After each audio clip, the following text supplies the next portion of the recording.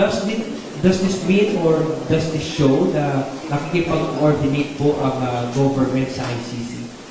Okay, what we know is that the warrant was delivered to the Philippines.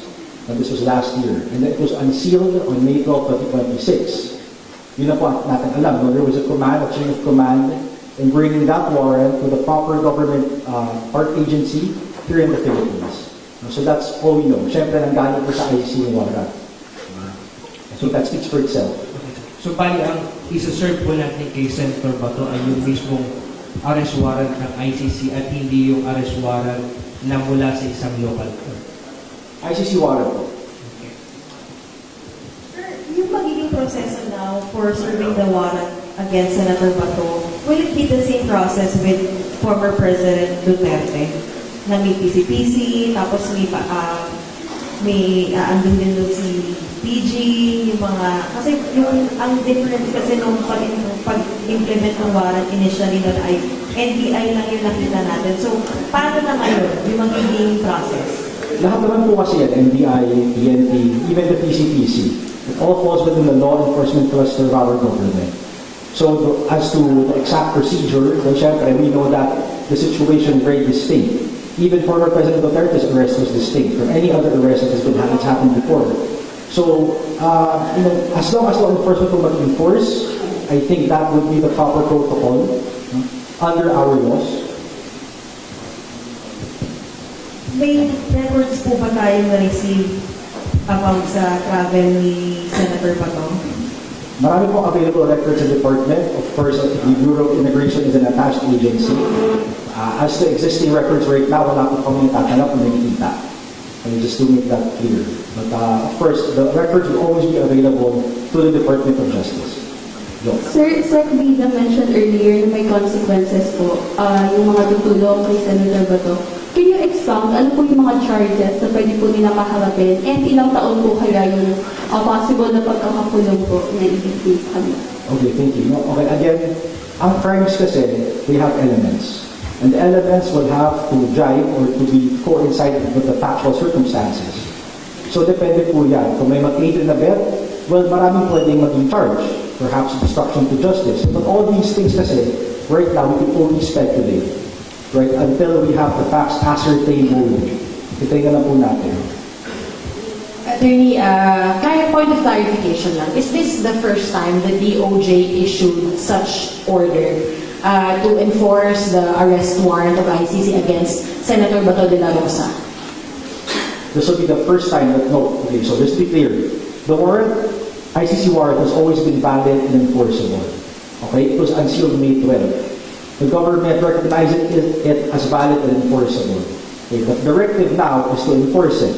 Bakit natanong nyo siguro, bakit now, di ba? Well, we know that previously, when the warrant was attempted to be served onto Senator Bato at the Senate Hall, di ba, in the Senate, there was a defense lodged. No? Para sabihin na natin na it was the Senate itself, well, to be clear, factually, the Senate granted him protective custody.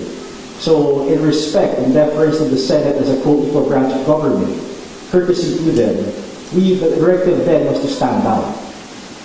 That's one factor. The other factor would be our deference in the courts. Because at that time, alam natin, yung pending petition, right, for application for PRO as an interim relief with the Supreme Court. So now that the factual circumstances have changed, diba? First of all, he's no longer under protective custody of the Senate because he's not in the Senate. Second, the application for PRO has been denied outright by the Supreme Court. So iba na ngayon. That's why this directive is being done now. Pero wala pong earlier order nung May 12 to enforce the arrest warrant. Well, of course, the warrant was attempted to be served at that time, diba?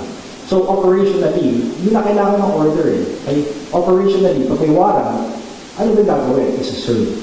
Right? It's not gonna sit there. It doesn't make sense. Attorney, good afternoon. I'm Nestor Perales from Reuters. Will the government be asking or be issuing a whole departure order against Senator Bato? I'm sorry, can you repeat that question? Will there be a whole departure order against Senator Bato? Well, right now we know that there's no HTO. Okay? As to will there be, that's not for the Department of Justice to decide on. We know an HTO is issued by a competent court, with a competent jurisdiction. So until na korte po magsabi ng HDO, the Department of Justice will only work within the executive branch. Ang alam po natin is that there's an existing ILBO, Immigration Law of Bulletin Order. That's separate from that, it's different from an HDO. Any more questions? Yeah. Bukod po kay Senator Bato de la Rosa, alam natin na meron pang ibang co-perpetrators, sir.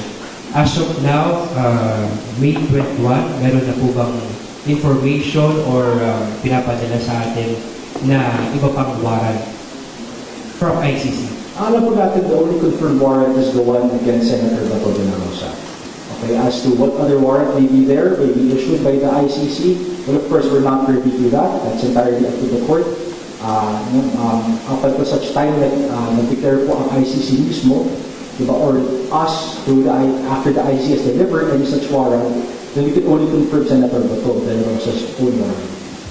And sir, if ever na maglabas man ng iba pang warrant ang ICC sa co-perpetrators, same din po ba na kikilalanin natin at i-enforce po ng DOJ? What was the bridge when we get there? Siyempre. Diba? Alam na po natin is that the Philippine government was a party to the Rome Statute. Diba? So, as to the details, the nuances, tingnan po natin kung dumating yun, if and when. Prosec, good afternoon again, sir. What would be the legal framework that would be followed by the Department of Justice? Would we seek advice from the OSG? So, especially on whether to, bring him to a local competent court or not. What would be the legal framework, if ever? Well, again, the answer is the same. We'll cross that bridge when we get there. As to what legal framework, of course, the legal framework that operates within the Philippines, and we know that's not just our laws. Okay, we also understand that we were a party again to the Rome Statute. So, we were also a party, we were not only a party to that, we're also a party to many different treaties.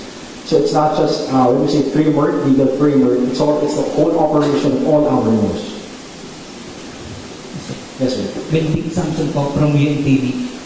So, attorney, ibinigit na ba ako ni Senator Bato na hindi daw dumaan sa proper channel itong ICC warrant of arrest? Totoo po ba ito?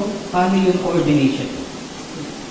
As to the claim na hindi dumaan sa proper channel, that begs the question, ano ba yung tingin niya ng proper channel and ano ba tingin niya nangyari? Diba? The government, the DOJ stands by its position that there was coordination among different branches. Diba? Contrary to what others may be speculating, that the warrant was delivered to the PCPC and then delivered to the NBI in turn. The NBI's law enforcement then attempted to enforce the warrant. Syempre, we know what happened at the Senate during the period of May 11 to May 14. Okay?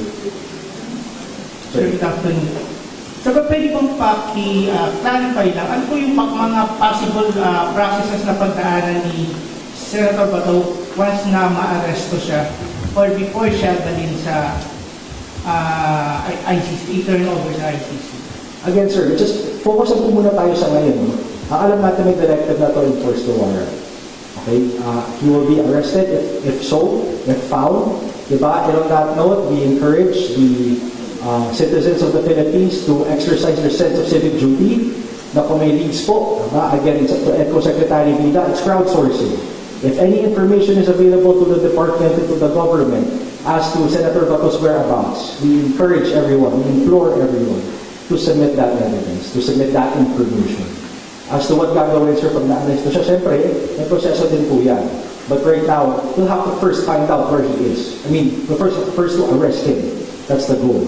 Okay, again, with the available information to us, as well as all the information that we can gather from everyone in the country. Attorney, in the absence not really in the absence of any operation, manhunt, whatever you want to call it, but would you want to call on Senator Bato to turn himself over to the authorities instead? Yes, of course. We know that it will make the job of the government easier if an accused or if a fugitive from justice were to surrender himself. Diba? That's as far as we know. Surrender, make our lives easier. Thank you. Secretary, Sir, Yes, sir. Yes. So what's the DOJ or the government's mechanism to ensure that Senator Bato will not escape from the country? Aside from the ILBO, will you be applying for a whole departure order? Or is this applicable in the case of Senator Bato? Well, okay, just to be technical, sir, no, you can't apply for a whole departure order because there's an existing case against him. Okay, you may apply for a PHDO, but even then, there will have to be a paid case pending preliminary investigation, both of which can only be applied for in the courts. All right, so first we want to follow the law, and the law says that these remedies, provisional as they may be, are only available in the court of law in the Philippines, diba? So, what can we do against the ILBO? But not with that being said, syempre may mga mechanism na tayo na to make sure to have oversight over him, right? Hindi naman yan basta-basta we will let him roam around, just to be clear. The Philippine government has resources, and again, at the same time, we encourage the public to give us information, make our lives easier. Sir, excuse me. On a related topic po, sir, about sa naging investigation, sir, sinabi po ni Senator Alan Peter Cayetano that he castigated the DOJ for acting as if parang naging villain na siya in conducting an investigation doon sa naging incident. Can you provide a comment on that and assure the public, assure the Senate that it will become transparent? As to his statements, you mean? Yes po, sir. Okay, no, for this kasi, this goes into whatever facts may be discovered or ascertained by the panel, no? So, we would rather not comment on that. The Department of Justice convened for this fact-finding panel for the precise reason of investigating what really transpired during the period of May 11 to May 14. So, we'll let them do their own job. Okay, so we'd rather not preempt any findings. We'd rather not preclude them from what they may say on their own competence. Okay? So, na pong, Sir, next question, please. what is the position of the government or reaction from the government doon po sa apela ni Senator De La Rosa na sana huwag siya isuko ni Pangulong Marcos sa ICC at protektahan siya bilang Pilipino po? Alam niyo po, okay, the Philippines is a sovereign state. Right? That is the reason why it was able to enter into treaties in the first place.